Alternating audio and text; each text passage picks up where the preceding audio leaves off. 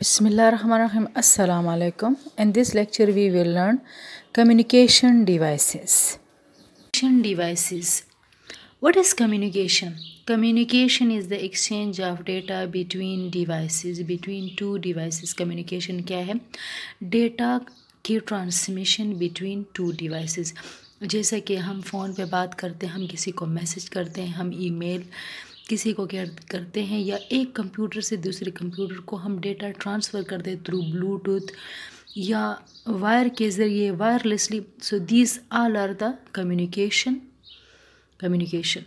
अब communication possible बनाने के लिए कौन कौन से कम्युनिकेशन डिवाइसेस है उससे इस्तेमाल होते हैं जो कम्युनिकेशन को पॉसिबल बनाते हैं या जिनकी मदद से कम्युनिकेशन पॉसिबल है.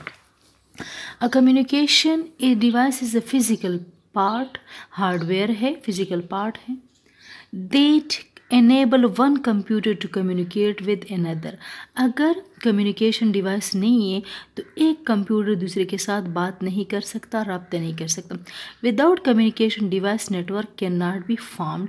सो communication devices are very compulsory for making computer network, for making data transmission. Modem is a popular communication device which is normally used for internet communication. Modem बहुत ज़्यादा इस्तेमाल होने वाला popular communication device है. Without modem communication cannot be possible. अब आगे हम पढ़ेंगे modem का काम क्या है. Other communication devices are network interface card, router, hub, switch, Wi-Fi, Bluetooth. These all are the communication devices which are used to do communication, to make the communication possible. The first is dial-up modem.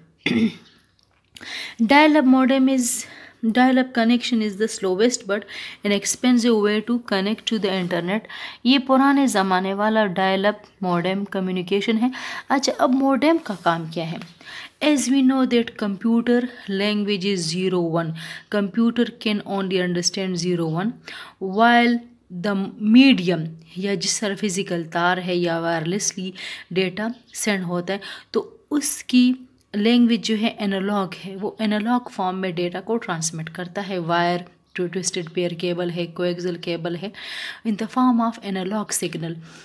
तो इसकी translation के लिए modem इस्तेमाल होते हैं. Modem दरअसल digital data को या सिग्नल को तब्दील करता है एनालॉग में, और एनालॉग डेटा को सिग्नल को तब्दील करता है डिजिटल डेटा में. तो मॉडेम का काम ट्रांसलेशन है.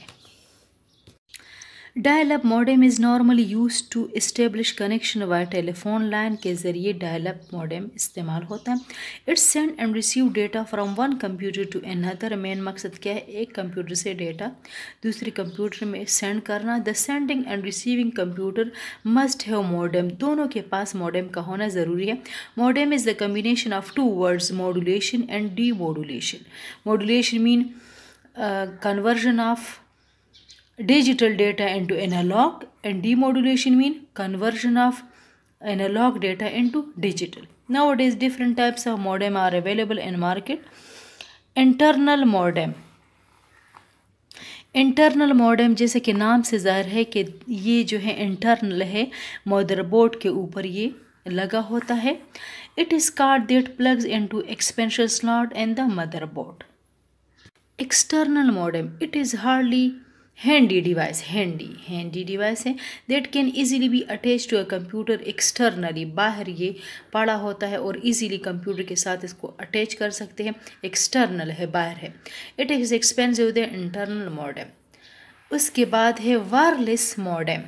वायरलेस जैसे कि नाम से ज़ाहिर है, कोई वायर की ज़रूरत नहीं होती है, और ये भी एक्सटर्नल मॉडेम है.